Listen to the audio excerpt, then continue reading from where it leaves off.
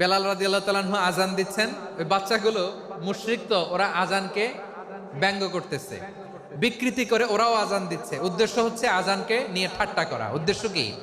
ঠাট্টা করা। ব্যাপারটা মনে কষ্ট পাওয়ার মতো ব্যাপার না? কিন্তু বিশ্বনবী ওইখানে দেখেন কি খুঁজলেন। বিশ্বনবী খেয়াল করলেন অমুসলিম কিশোরদের মধ্য থেকে একটা কিশোরের গলাটা বড় দরাজ গলা, কণ্ঠটা বড় সুন্দর।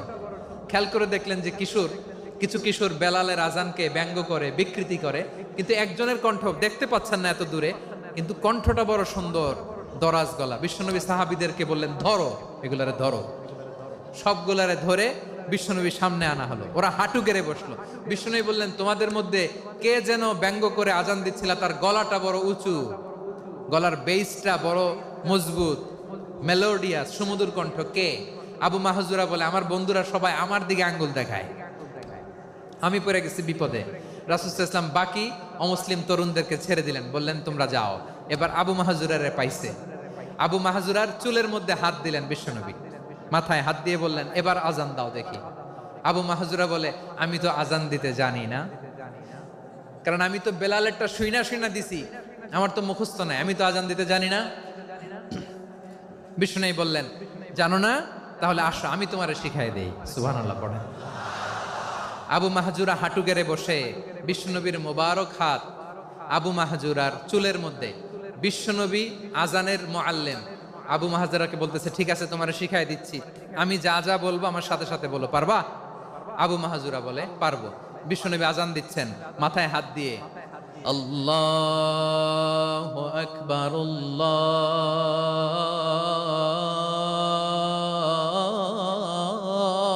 আল্লাহু আকবার। আবু মাহজুরা এই বাক্যটা পড়লেন। বিশ্বনবী দ্বিতীয় বাক্য পড়তে আরম্ভ করলেন,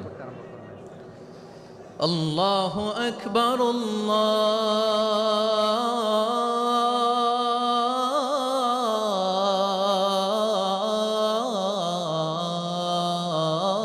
আল্লাহু আকবার।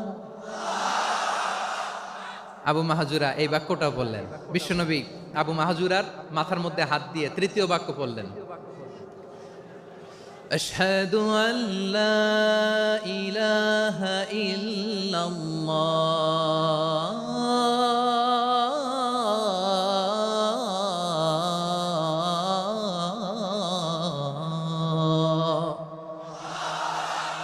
আবু মাহজুরা তৃতীয় বাক্য পড়লেন। বিশ্বনবী একটা বাক্য পরে আবু মাহজুরা পরে, বিশ্বনবী পরে আবু মাহজুরা পরে। আবু মাহজুরা কিন্তু অমুসলিম, মুশরিক।